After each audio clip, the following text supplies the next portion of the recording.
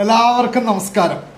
ഇന്ന് കേരളത്തിൽ കാസർഗോഡ് മുതൽ തിരുവനന്തപുരം വരെ ഇഡിക്കെതിരെയും സംസ്ഥാന സർക്കാരിനെതിരെയും സെൻട്രൽ ഗവൺമെന്റിനെതിരെയൊക്കെ CPM-കാരും SFI-കാരും DYFI-കാരും CIT-കാരും ഒക്കെ ഗംഭീരമായ പ്രതിഷേധ പ്രകടനം. കാരണം സഖാവ് പിണറായി വിജയൻ്റെ വീട്ടിൽ ED റെയ്ഡ്.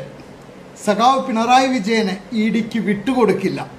രാഷ്ട്രീയ പ്രേരിതമായി സഖാവ് പിണറായി വിജയനെ EDയെ വിട്ട് സെൻട്രൽ ഗവൺമെൻറ് ആക്രമിക്കുകയാണ്, പിണറായി വിജയനെ തകർക്കാൻ ശ്രമിക്കുകയാണ് എന്നൊക്കെ പറഞ്ഞുകൊണ്ടാണ് ഈ പ്രതിഷേധ പ്രകടനം.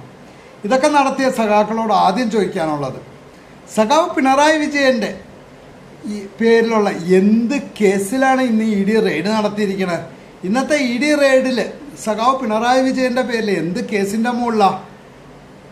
ഒരു കേസിൻ്റെ മുകളിലും സഖാവ് പിണറായി വിജയൻ്റെ മുകളിൽ ഒരു ED റെയ്ഡും നടത്തിയിട്ടില്ല. ED റെയ്ഡ് നടത്തിയത് സഖാവ് പിണറായി വിജയൻ്റെ മകൾ വീണ വിജയനെതിരെയുള്ള കേസിൻ്റെ മുകളിലാണ് ED റെയ്ഡ് നടത്തിയത്. അപ്പം നിങ്ങൾ ചോദിക്കും, പിന്നെ എന്തിനാ സഖാവ് പിണറായി വിജയൻ്റെ വീട്ടിൽ റെയ്ഡ് നടത്തിയത്? വീണ വിജയൻ താമസിക്കുന്നത് പിണറായി വിജയൻ്റെ കൂടെയാണ്. അതുകൊണ്ടാണ് പിണറായി വിജയൻ്റെ വീട്ടിൽ റെയ്ഡ് നടത്തിയത്.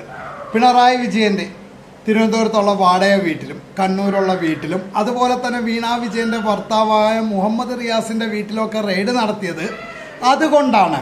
അല്ലാതെ പിണറായി വിജയനെതിരെയുള്ള ഒരു കേസിൻ്റെ മുകളിലും ഇന്ന് ED കേരളത്തിൽ റെയ്ഡ് നടത്തിയിട്ടില്ല.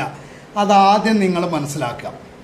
പിന്നെ ഈ റെയ്ഡിനെ തുടർന്ന് പിണറായി വിജയൻ്റെ വീട്ടിലേക്ക് CPM-ൻ്റെയും DYFI-യുടെയും SFI-യുടെയും ഒക്കെ സഖാക്കൾ ഇങ്ങനെ ഓടിയെത്തിയിട്ട് ഘോര മുദ്രാവാക്യങ്ങൾ വിളിക്കുകയും പത്രക്കാരുടെ മുന്നിലൊക്കെ ഇരുന്നിട്ട് ഇങ്ങനെ സംസാരിക്കണമൊക്കെ കേട്ടു. സഖാക്കളോട് ഒരു കാര്യം ചോദിച്ചോട്ടെ, 2020 അന്നത്തെ നിങ്ങളുടെ സംസ്ഥാന സെക്രട്ടറിയായ സഖാവ് കോടിയേരി ബാലകൃഷ്ണൻ്റെ വീട്ടിലും ഇതുപോലെ ഒരു ED റെയ്ഡ് നടന്നിരുന്നു. കോടിയേരി ബാലകൃഷ്ണൻ്റെ മകന് എതിരെയുള്ള കേസിൻ്റെ മുകളിൽ അന്ന് ആ വീട്ടിലേക്ക് എത്ര സഖാക്കൾ പോയിരുന്നു? ഇന്ന് വന്ന ഗോവിന്ദമാഷയെയും കണ്ടില്ല, ജയരാജനെയും കണ്ടിട്ടില്ല, ജോൺ ബ്രിട്ടാസിനെയും കണ്ടില്ല, ആരെയും 2020 കോടിയേരി ബാലകൃഷ്ണൻ്റെ വീട്ടിലെ റെയ്ഡിൽ കണ്ടില്ലല്ലോ. അന്നത്തെ മുഖ്യമന്ത്രിയായ സഖാവ് പിണറായി വിജയൻ പറഞ്ഞെന്താണെന്നറിയോ? പാർട്ടി നേതാക്കളുടെ മക്കളുടെ പേരിലുള്ള കേസ് അതിനെ നിയമപരമായിട്ട് നേരിടാൻ ആ കുടുംബത്തിന് അറിയുമെന്നാണ് പറഞ്ഞത്. അല്ലാതെ പാർട്ടി അണികളോട് ചെന്ന് പ്രതിരോധിക്കാനല്ല സഖാവ് പിണറായി വിജയൻ അന്ന് പറഞ്ഞത്. പക്ഷെ ഇന്നെന്താ പ്രത്യേകത എന്നറിയില്ല. കോടിയേരി ബാലകൃഷ്ണൻ ഇല്ലാത്ത എന്ത് പ്രത്യേകതയാണ് ഇന്ന് സഖാവ് പിണറായി വിജയന് ഉള്ളതെന്ന് അറിയില്ല. എന്തായാലും അത് നിങ്ങളുടെ പാർട്ടിയുടെ ആഭ്യന്തര കാര്യം, അതിനെക്കുറിച്ചിട്ടൊന്നും കൂടുതൽ സംസാരിക്കുന്നില്ല. പിന്നെ ഇന്നത്തെ ED റെയ്ഡും അത് കഴിഞ്ഞിട്ടുള്ള ഈ നാടകം കൊണ്ടൊക്കെ കിട്ടിയ ഗുണം ആർക്കാണെന്നറിയാവോ? 2 പേർക്ക് അതുകൊണ്ട് ഗുണം കിട്ടിയിട്ടുണ്ട്. ഒന്ന് സഖാവ് പിണറായി വിജയനും, 2 നിങ്ങളുടെ പാർട്ടിയുടെ സംസ്ഥാന സെക്രട്ടറി ഗോവിന്ദ മാഷ്ക്കും അതുകൊണ്ടുള്ള ഗുണം കിട്ടിയിരിക്കണം.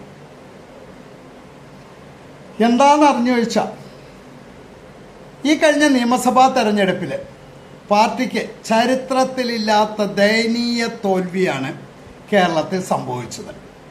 LDF-ന് ആകെ കിട്ടിയത് 35 സീറ്റ്. അങ്ങനെ ദയനീയ പരാജയം നേരിട്ട പാർട്ടി ഘടകങ്ങളോടൊക്കെ ഈ തോൽവിയുടെ കാര്യങ്ങളൊക്കെ ചർച്ച നടത്താൻ പറഞ്ഞു.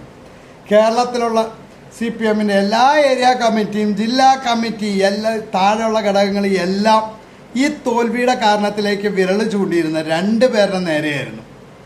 ഒന്ന് സഖാവ് പിണറായി വിജയൻ്റെ നേരെയും പിന്നെ സഖാവ് നിങ്ങളുടെ സംസ്ഥാന സെക്രട്ടറിയായ ഗോവിന്ദൻ മാഷിൻ്റെ നേരെയായിരുന്നു. ഇവർ 2 പേര് കാരണമാണ് പാർട്ടിക്ക് ഇത്ര ദയനീയ പരാജയം ഉണ്ടായത് എന്നാണ് പാർട്ടിയുടെ എല്ലാ ഘടകങ്ങളും പറഞ്ഞുകൊണ്ടിരുന്നത്, കീഴ്ഘടകങ്ങളടക്കം പറഞ്ഞുകൊണ്ടിരുന്നത്. അതിൽ നിന്നും രക്ഷപ്പെടാനായിട്ട് ഈ ED റെയ്ഡിനെ തുടർന്നുള്ള നാടകത്തോടുകൂടി ഈ 2 സഖാക്കൾക്കും സാധിച്ചു. അതാണ് ആകെ ഒരു ഗുണം കിട്ടിയിരിക്കുന്നത്. പിന്നെ ED റെയ്ഡിന് വന്ന ഉദ്യോഗസ്ഥർ റെയ്ഡ് കഴിഞ്ഞ് തിരിച്ചു പോയപ്പോൾ അവരുടെ വാഹനം തല്ലിപ്പൊളിക്കുകയും ഒക്കെ ചെയ്തത് നമ്മൾ കണ്ടതാണ്. അതിലെ പ്രതികൾ 12 പേരും പിന്നെ കണ്ടാലറിയാവുന്ന 300ഓളം പേർക്കൊക്കെ എതിരെയാണ് കേസെടുത്തിരിക്കണതെന്ന് അറിയാൻ കഴിഞ്ഞത്. ഈ 12 പേരുടെ കാര്യം കട്ടപ്പുകയാണ്. ജാമ്യമില്ലാതെ അവർക്ക് ഇനി ഉള്ളിൽ കിടക്കാം. ഒരാളും നിങ്ങളെ രക്ഷിക്കാൻ വരൂല സഖാക്കളെ. അതാദ്യം നിങ്ങൾ മനസ്സിലാക്കിക്കോളുക. കാരണം EDയുടെ കൃത്യവിലോപത്തിന് തടസ്സം നിന്നു വധശ്രമം, ഇങ്ങനെയുള്ള പല കേസുകളും നിങ്ങളുടെ പേരിൽ വരും. അതുകൊണ്ട് ജാമ്യം കിട്ടാതെ നിങ്ങൾ ഉള്ളിക്കിടന്നിരിക്കും, അത് ഉറപ്പായിരിക്കണം. പിന്നെ ആ വാഹനം തല്ലിപ്പൊളിച്ച്, ശരിക്കും പറഞ്ഞാൽ ആ വാഹനം സെൻട്രൽ ഗവൺമെൻറ്റിൻ്റെയോ സ്റ്റേറ്റ് ഗവൺമെൻറ്റിൻ്റെയോ ഒന്നുമല്ല, അത് വാടകയ്ക്ക് എടുത്തതാണ്. ആ പാവങ്ങളുടെ 3 കാറ് നിങ്ങൾ തല്ലിപ്പൊളിച്ചു. അവരുടെ അന്നത്തിൽ നിങ്ങൾ പുഴിവാരിയിട്ടു. പിന്നെ ഒരു ഡ്രൈവറുടെ കണ്ണിൽ ചില്ല് പോയി എന്ന് വരെ അറിയാൻ കഴിഞ്ഞു. എന്തായാലും ശരി, സഖാവ് പിണറായി വിജയനെതിരെയുള്ള കേസിലല്ല ഇന്ന് ED റെയ്ഡ് നടത്തിയെന്ന് ആദ്യം സഖാക്കൾ മനസ്സിലാക്കുക. എല്ലാവർക്കും നമസ്കാരം.